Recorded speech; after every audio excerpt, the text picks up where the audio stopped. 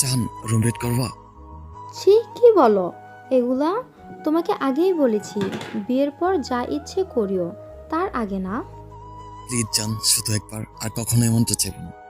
তুমি যদি আমার শরীরটা একবার ভোগ করো তাহলে আমার সতীত্ব কই থাকলো? আরে পাগলি, আমরা তো বিয়ে করবোই, তো একটু। শোনো ঈশান, তুমি যদি এমনই করতে চাও তাহলে কাজী অফিসে চলো আগে। কাজে অফিসে কেন? সেইখানে তুমি আমাকে বিয়ে করবে, এরপর যা যা ইচ্ছে হয় আমার সঙ্গে করিও। বুঝতে পেরেছি, তুমি আমাকে বিশ্বাসই করো না। যদি বিশ্বাস করতে তাহলে অবশ্যই রুম রেট করতে রাজি হতে, এত বাহানা করতে না। চুপ, একদম চুপ।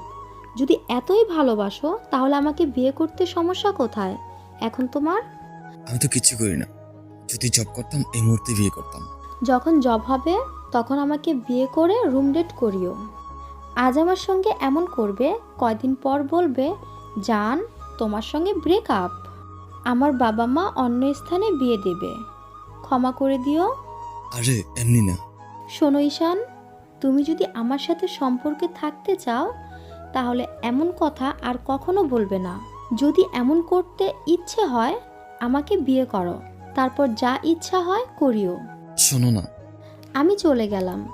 তোমাকে অন্য ছেলেদের মতো কখনোই মনে করিনি, কিন্তু তুমিও ঠিক তাদের মতোই। প্লিজ একটু দাঁড়াও। যদি এইসব ছাড়া সম্পর্কে থাকতে চাও তাহলে আমাকে নক দিও। কথাটি বলে মেয়েটি সেই স্থান ত্যাগ করে। প্রিয় বোনেরা, এমন কিছু করিও না যার জন্য তোমাকে চিরকাল কাঁদতে হবে।